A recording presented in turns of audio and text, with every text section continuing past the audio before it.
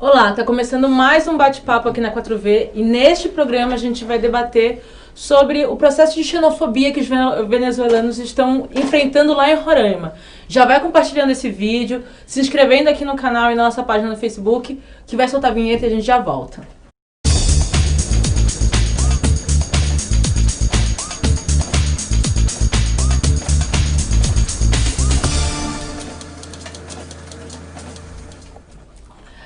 A gente tem visto no Brasil, em especial em Roraima, nas últimas semanas, um processo de violência xenofóbica contra venezuelanos na cidade de Pacaraíma, lá em Roraima. Para a gente conversar um pouquinho sobre esse processo, a gente está aqui com o Antônio Martins, do Outras Palavras, e com a Vanessa, do Diálogos do Sul, né? E acho que a primeira pergunta é: o que motiva a estada dos venezuelanos em Roraima hoje? Antônio. O fato principal são as dificuldades concretas que a Venezuela vive. A Venezuela é um país que passou por um conjunto de transformações profundo, que durante o período do Hugo Chávez teve uma redução drástica das condições da miséria, da pobreza, uma enorme melhora de vida, das condições de vida da população. E depois sofreu e sofre dificuldades, tem a ver com a queda abrupta do petróleo, tem a ver com a dependência que o país ainda mantém em relação às exportações de petróleo, com outros fatores que a gente pode analisar, mas é um país que está vivendo momentaneamente uma crise econômica e social. Tem 2.300.000 venezuelanos que imigraram, uma pequena parte veio para o Brasil. 2% ou 3% disso, 20, 40 mil pessoas. A maior parte está na Colômbia, está na Espanha, está nos Estados Unidos, até na Argentina, tem mais. Então, é uma situação. O Brasil já passou por essa situação. Nos períodos mais agudos da crise dos anos 90, 1 milhão de brasileiros imigrou para diversos países do mundo. Então, são situações que os países passam por uma ou por outra razão, mas cabe aos países que são vizinhos acolher, receber bem, e infelizmente é o contrário do que está acontecendo em Roraima. Tudo indica que não por conta da população de Roraima, mas por conta de pequenos grupos de latifundiários radicalizados de extrema-direita que estão querendo criar essa confusão por motivos ideológicos e interesses econômicos. Vanessa, não é a primeira vez que a gente lida com o processo de xenofobia no Brasil. A gente lidou com isso no processo dos haitianos, a gente lidou com isso, mas outra a gente lida com processos assim, né? Como você avalia o que está acontecendo hoje lá em Roraima? Eu acho que tem uma diferença interessante com relação aos haitianos, porque quando teve aquele boom da chegada dos haitianos, a gente vivia um momento diferente no Brasil. Então, era um momento de uma economia que estava crescendo, você tinha uma situação de emprego melhor. Então, os haitianos, inclusive, eles conseguiram até uma inserção laboral no Brasil. A gente pode discutir também a qualidade desse trabalho, né? Porque na época foi discutido muito que eles eram pagos muito mal pelo trabalho que eles estavam fazendo, só que hoje a realidade é outra. Então hoje, nessa crise econômica que a gente está vivendo dentro do próprio Brasil, quando esses venezuelanos chegam a uma cidade pequena como é Pacaraima, em que você realmente não tem ali uma condição de emprego, de pleno emprego, eles vivem de serviços e serviço público, então essas pessoas, elas... diante desse contraste, desse confronto, você tem então a miséria dessas pessoas que chegam, porque os venezuelanos que chegam para Carame e ficam ali na cidade fronteiriça, eles são os mais empobrecidos. Quem tem mais condição, ou vai para a Argentina, que aí esses países que são hispanohablantes têm a vantagem da língua, né? Quem chega ali naquele local e não consegue sequer dinheiro para ir para Boa Vista, ou seja, é uma situação de muito mais vulnerabilidade. E essas pessoas, então, ali naquela cidade, onde essa tensão social que a gente vive no Brasil, ela é crescente, existe essa polarização, as pessoas elas estão muito mais, assim, agressivas politicamente, estão muito mais dispostas a enfrentamento. E ali você tem, então, essas pessoas que muitos moradores relatam, porque aumentou a violência na cidade. aumentou essa questão de vulnerabilidade, pequenos furtos. Então, tudo isso, eu acho que é diferente de quando chegaram os haitianos.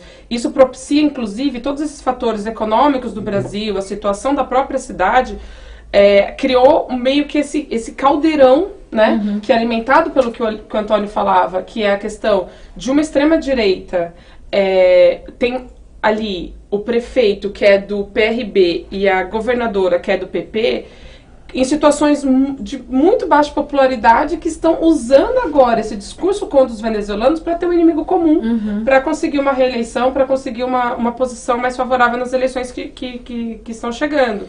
Então, assim, eu acho que a gente precisa analisar com esse distanciamento, porque são questões um pouco diferentes. E que os haitianos, ressalto, tinha ali um componente fortíssimo, que era o racismo. Que os venezuelanos, eles são mestiços, estão com indígena, negro, branco e tal, mas os haitianos são negros retintos. Então, ali a hostilidade com eles não era só econômica, era muito por uma questão racial também. Mas ao mesmo tempo que a gente teve, que a gente vê que o grosso dessa população venezuelana que fica ali na região de Pacaraíma, em Roraima, ao mesmo tempo, após esses ataques que eles sofreram ali, mais de milhares de venezuelanos já saíram do país. Como é que, ao mesmo tempo, você tem uma dificuldade econômica deles saírem, mas ao mesmo tempo, uma parte dos venezuelanos estão saindo do país para procurar lugares que eles sejam menos hostilizados. Ninguém fica onde não é bem recebido, né? Eu acho muito importante destacar isso que a Vanessa falou. A diferença de ambiente econômico, social e político do Brasil. Além dos haitianos, nós tivemos, durante a primeira década e meia aqui desse século, uma coisa muito interessante no Brasil, que foi a retomada dos fluxos migratórios. Só que agora não eram mais fluxos europeus ou do Japão, eram fluxos do Sul. Eram fluxos de africanos, de nigerianos, de moçambicanos, de angolanos, fluxos sul-americanos, os bolivianos e os peruanos, os paraguaios. Isso porque a economia brasileira era pujante, recebia as pessoas. E, além disso, nós tivemos uma situação de extrema abertura por parte do governo brasileiro. Né? Basta lembrar os sírios. O Brasil recebeu mais sírios, né, com a crise a partir da agressão da Síria pelos Estados Unidos e pelos grupos terroristas. Vieram mais sírios aqui para o Brasil do que para a maioria dos países europeus que estão lá pertinho. Né? Então, havia condições econômicas favoráveis. E no caso dos sírios foi por ação concreta da diplomacia brasileira, tentando resgatar a condição do Brasil de país de acolhimento. E agora a posição do governo Temer ou de hostilidade ou de fechar os olhos, de fingir que nada está acontecendo, e isso abre caminho. Eu nem sabia dessa condição que você está falando, aí explica, aí ajuda a fechar a história, porque se tem dois governos que, além de ser ultraconservadores, estão péssimos de popularidade, junta a fome com a vontade de comer, eles vão querer usar como inimigo externo e crescer, mostrando machismo e... Uma coisa que eu ia perguntar, que é justamente levando em conta isso, porque o governo Temer, ele se colocou contrário ao reconhecimento do governo Maduro, essas coisas todas. Então, de certa forma, o natural seria ele acolher os venezuelanos que estavam ali, não? Não, eu acho que é uma pergunta que a gente não vê sendo feita na grande mídia, não se questiona sobre isso, né? Não, é uma contradição, e por que tem essa contradição? Já que é uma ditadura, né? Segundo então vamos acolher, né? É que o Temer, na minha opinião, ele está na berlinda, né? O Temer, ele na verdade não tem mais nada que ele possa fazer no governo, assim, ele só está ali porque não tem como tirá-lo, então ele não consegue, uma ação concreta ele não consegue mais fazer. Ele poderia usar isso para atacar o governo Maduro. E existe muitas análises militaristas até que dizem que estão criando um caldo de cultura para uma invasão militar na Venezuela. Isso seria um bom elemento.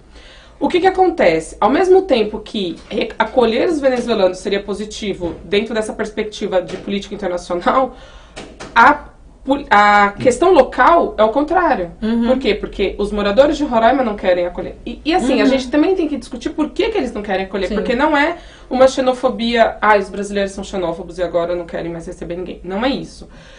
Parte muito dessa questão econômica, parte muito de uma questão, por exemplo, é muito absurdo, porque você olha desavisado os protestos e tem indígena brasileiro se manifestando contra a chegada dos venezuelanos. Só que aí você vai um pouco mais a fundo, o que acontece? Eles estão sentidos, porque o governo brasileiro dá condições para os indígenas venezuelanos que chegam no Brasil e não dá para eles. Então, muitos desses moradores que estão lá em Roraima, que são empobrecidos, que tem uma situação que, sei lá, desemprego, olham e falam, pô, então eles vêm aqui, estão vindo de outro país, tem mais condição que eu que estou aqui, que ninguém está olhando para mim. Isso cria esse sentimento, esse ranço, essa raiva, esse rancor. Então, olha como está o Temer. Se ele acolhe, a população local fica contra uma pessoa que já tem popularidade, que nem uma barata tem uma popularidade tão baixa. E aí, se ele expulsa, tem uma questão, por exemplo, o Brasil não pode fechar fronteira. Inclusive, o desministro das Relações Exteriores, o Aloysio Nunes, que fez a lei, né, da migração. Então, ele é contra o fechamento de fronteira. Isso é paradoxal. Porque eles estão sendo colocados, confrontados. E por isso que eu acho que ele também não toma nenhuma atitude efetiva. Que deveria ser o quê?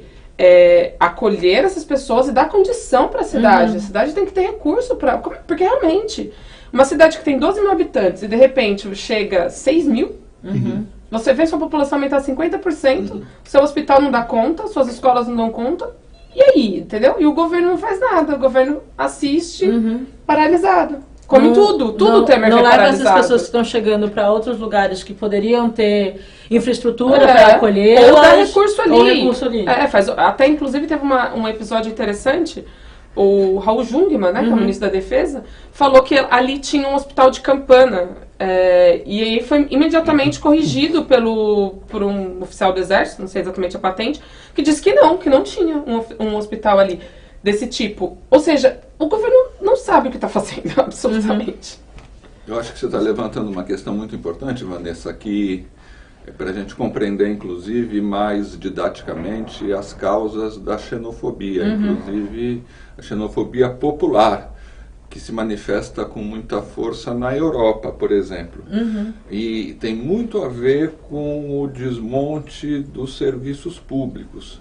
Porque se houvesse, no período em que havia o estado de bem-estar social, havia educação e saúde de qualidade, e se acolhia os imigrantes, esse processo era visto com naturalidade, como uma forma de enriquecer a diversidade étnica, cultural dos países. Mas no momento em que, farinha pouca, meu pirão primeiro, no momento em que essas condições de saúde, de bem-estar começam a escassear, em que às vezes algumas políticas afirmativas privilegiam os imigrantes em relação à própria população local, essa população local despolitizada, porque muitas vezes não é feito um trabalho de debate com ela, ela se volta contra o inimigo, não contra o inimigo real, mas contra o inimigo mais próximo, contra o inimigo aparente. E isso que você está falando indica que o mesmo processo está ocorrendo em Roraima também. É interessante. E quando você vai ver algumas das denúncias são muito similares, né? Quando a gente via os processos de denúncias de xenofobia contra muçulmanos, árabes na Alemanha, dizendo que o processo de estupro, o aumento de estupros que estavam acontecendo eram por causa deles. Ou até mesmo na Holanda, que eles têm toda uma questão com o homonacionalismo. Acaba jogando para uma lógica de não pensar tudo conjuntamente, de que, quem é de fora, ele é quem vai criar os problemas pra gente. Então, que é mais ou menos o que o Trump estava fazendo com os mexicanos nos Estados Unidos também, né? Também.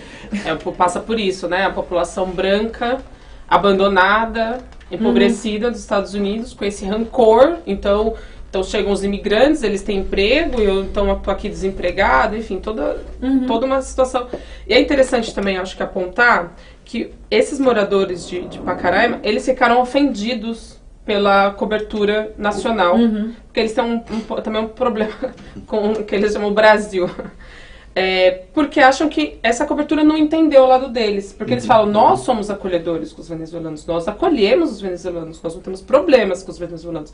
A região ali, acho que a cidade próxima, acho que é Santa Lucia, havia um fluxo intenso, os brasileiros vão ali fazer compras e escolas, então tem brasileiro que vai estudar na Venezuela porque o ensino ali era melhor, então esse fluxo era constante.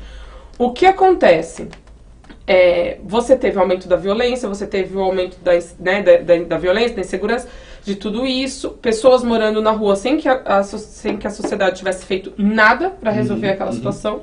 E aí eles falam, bom, ocorreu um episódio que tem que se dizer muito triste, lamentável e vergonhoso, que foi o episódio, que queimaram os pertences dos venezuelanos, uma coisa assim terrível realmente, mas que eles falam, também não foi a totalidade da população que fez aquilo, foi um grupo. E aí se você tem um padre, Jesus, não me lembro agora o outro nome dele, que é o pároco ali da cidade, e ele fala, veja,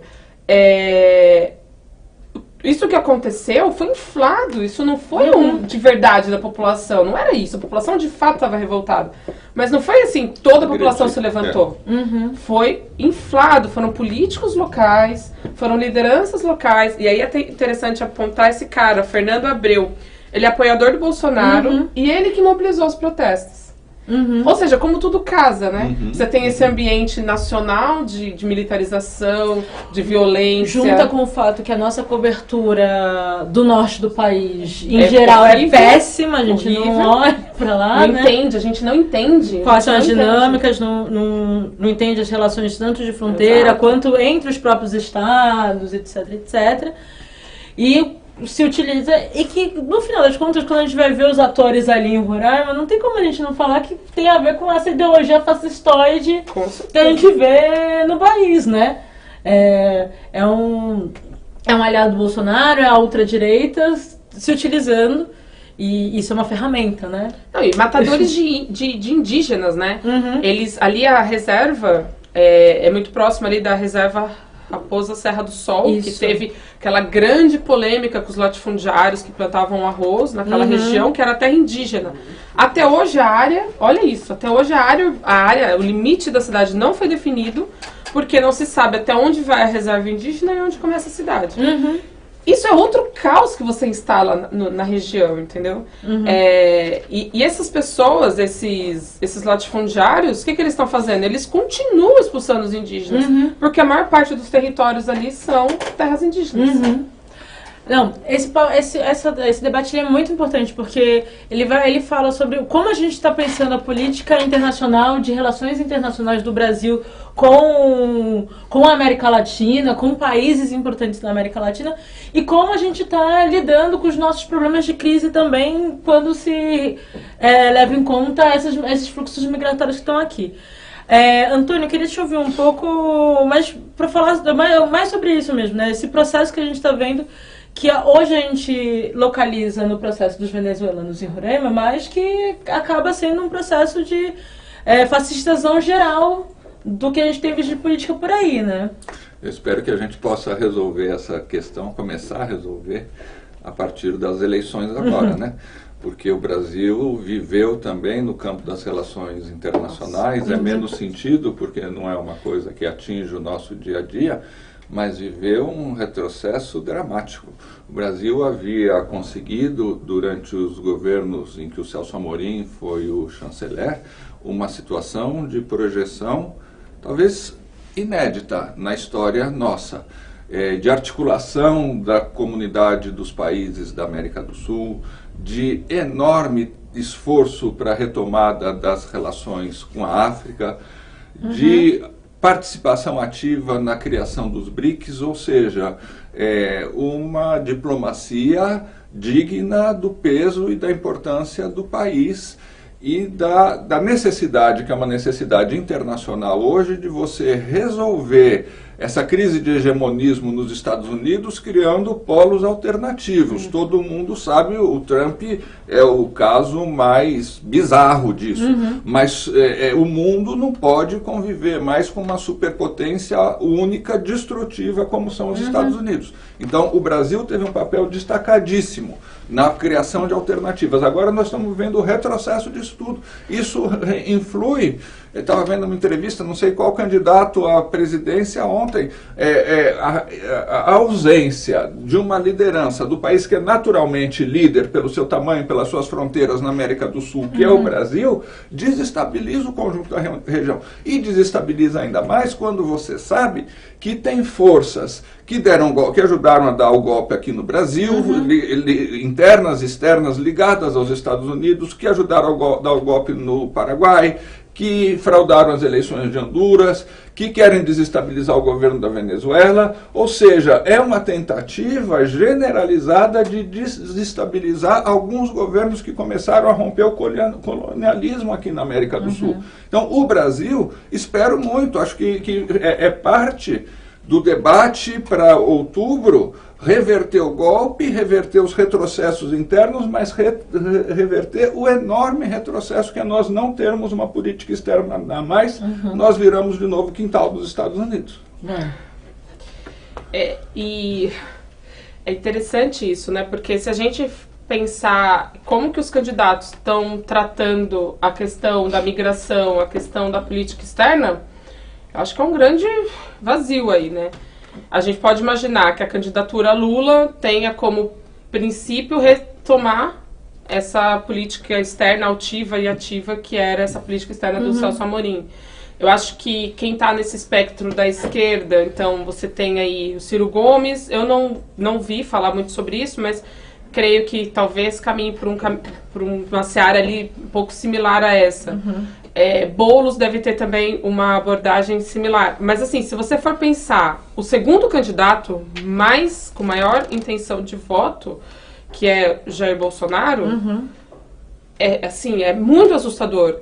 E a política externa dele ele fala claramente, o último vídeo dele nós vamos fazer do Brasil o que o Trump está fazendo nos Estados Unidos. É muito assustador, porque como o Antônio falava, o Brasil é uma liderança nata regional, porque é um país continental, então ele tem o tamanho de todos os outros, né? O que vai fazer frente ao Brasil, dependendo de como essas eleições transcorrerem, vai ser o México, que agora tem o López Obrador, que é um governo de esquerda, um governo comprometido com essas questões. Mas o México está um pouco distante, não participa desses fóruns mais locais. Então, por exemplo, a Unasul, que foi desmontada também, mas existe um pouco uma visão de que o México é coisa dos Estados Unidos e a gente é outra área. Mas talvez o México nos ajude um pouco nisso. Agora, de fato, se a gente tiver um cenário em que essa pessoa, esse comandante do exército, ele, sei lá, chegue à presidência, que também não é de se descartar totalmente essa possibilidade, é a barbárie. Você não pode nem descartar uma possibilidade de guerras. A gente tinha declarado a região inteira como uma região de paz. E hoje você vê um discurso extremamente militarizado por parte da Colômbia, uma Argentina que vai ali também nessa linha, e o Brasil, que por hora é uma incógnita, né?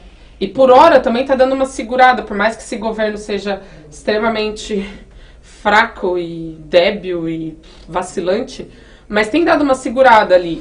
Agora, o que pode acontecer depois disso, depois dessa eleição, é realmente assustador.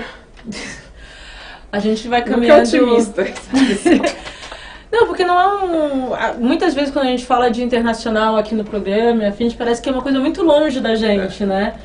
E agora a gente está falando sobre problemas internacionais que nos afetam, mas também parece muito longe porque, em geral, quem está aqui no Sudeste acha que o Norte é um outro país e a única coisa que existe são rios caudalosos e jacarés para andar por aí, né? Coisa que não é verdade.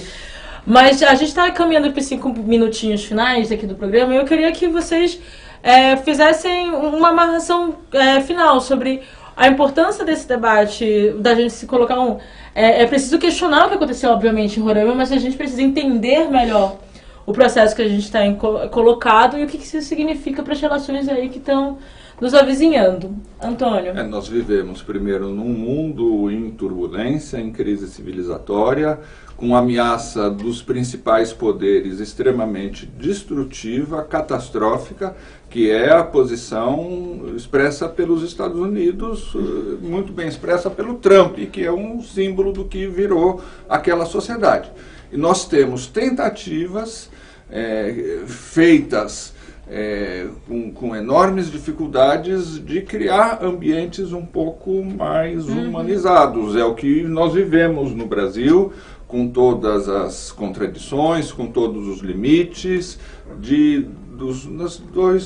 na primeira década e meia desse século. Com o golpe, acho que é importante esse debate para relacionar, como você propôs, as duas coisas. Com o golpe, nós vivemos enormes retrocessos que tornaram o nosso país desamistoso, inclusive em termos econômicos, para os estrangeiros que voltavam a chegar ao Brasil. E nós vivemos uma deterioração das condições sociais e do clima político. E nós vivemos também um enorme retrocesso na esfera internacional, do papel internacional que o Brasil tinha começado a cumprir e se reacomodou na condição de quintal dos Estados Unidos. Então, é claro que isso não se resolve simplesmente nas eleições, é claro que se exige ação, debate com as pessoas, com aquelas que acham que os estrangeiros são o problema do país, mas eu acho que melhorou um pouquinho a situação, Vanessa, nas últimas 2 ou 3 semanas, ressurgiu a possibilidade e a gente deveria fazer esse esforço nessas próximas 6 semanas até a eleição, que realmente vai ser um momento muito importante desse ano, de derrotar o golpe, de derrotar, e não é só na eleição, muito mais difícil vai ser o trabalho depois, de reverter os retrocessos e de pensar de novo num projeto de país. Vanessa. Tá bom, eu vou assumir então a visão otimista agora. Essa questão dos Estados Unidos, né? Os Estados Unidos de fato têm essa ação muito destrutiva, mas a gente vê agora com ainda mais força a emergência de um cenário multipolar baseado em China e Rússia. E por mais que o Brasil tenha não saiu do BRICS, né? Mas por mais que tenha ali esvaziado todo esse discurso multipolar, a gente tem, sei lá, a Turquia se aproximando muito de Rússia e China, o que é muito positivo geopoliticamente, por uma questão, né, do Oriente Médio. A Turquia é um grande player ali, um grande país que articula muito bem ali as relações no Oriente Médio.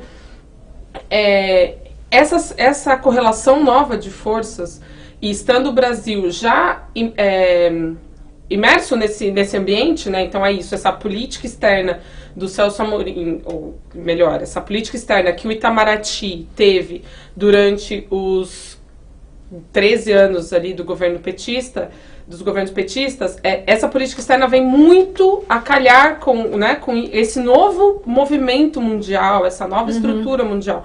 O Trump, por mais que ele tenha poder, ele é um poder nitidamente decadente. Ele não tem mais parceiros, ele conseguiu destruir as relações na Europa. Ele consegue realmente ser uma bomba ambulante. Ele consegue brincar de War sozinho. Ele quer... então, diante disso, a gente pode ter realmente um cenário aí com essa perspectiva de derrotar o golpe nas eleições, que a gente, enfim, tem muita esperança de que aconteça. A gente tem um cenário mundial muito mais positivo. E que aí, por exemplo, a Venezuela está cercada, a Venezuela está completamente bloqueada, inclusive, pelos Estados Unidos. Então, é até difícil a gente julgar a situação econômica que acontece na Venezuela, porque o mundo não está dando condições daquele país de desenvolver, né? Então, o país não tem insulina. É uma situação, assim, que, claro, guardada as devidas proporções, mas é quase uma Cuba, guardada as devidas proporções, que Cuba são 60 anos quase de bloqueio. Mas você começa a ter essa escassez tremenda gerada por fatores internacionais. Tirando todos os erros econômicos e políticos, né, do governo, que obviamente tem, mas você tem todos esses fatores. Então, dando mais condição para a Venezuela se desenvolver, é por isso que a gente fala da importância da integração latino-americana, e a importância desse desenvolvimento multipolar, porque se todos os países se desenvolvem e crescem e dão condições para seus cidadãos, As pessoas que vêm imigrar, elas vêm imigrar porque querem viver no Brasil, porque o Brasil é mais legal, porque, sei lá, de repente eu quero morar na Argentina. Mas não nessa situação de miséria e pobreza que a gente vê hoje na Venezuela. Então, você criando condições para esses países, você também diminui os problemas nossos, porque essas pessoas já não virão mais. Porque óbvio que elas preferem ficar na casa delas, né? Com os amigos delas, familiares delas, os filhos delas. E não abandonar todo mundo e ir para um país hostil, para uma sociedade hostil. Sem né? saber o que vai acontecer. Exato. A gente está falando de Brasil, mas isso a gente acaba, nas devidas proporções, vendo acontecer em outros países. E até estados, né? E até estados né? nacionais, né? O Antônio bem lembrou aqui da situação na Europa. Isso não é um tema menor, por isso que vez ou outra a gente está aqui no Bate-Papo da 4 falando sobre política latino-americana e internacional, né? Compartilha esse vídeo, dá o seu joinha pra gente, se inscreve no canal do YouTube, curta a página do Outras Palavras, curta a página do Diálogos do Sul, curta aqui a 4V. A gente se encontra na próxima semana e vamos fazer essa conversa de forma muito séria, né? A gente precisa defender os direitos humanos, mas a gente precisa entender o que significa esse processo de crise que a gente está no país e como isso vai reverberar pro resto daqueles que estão vindo para cá pro Brasil também. Até mais.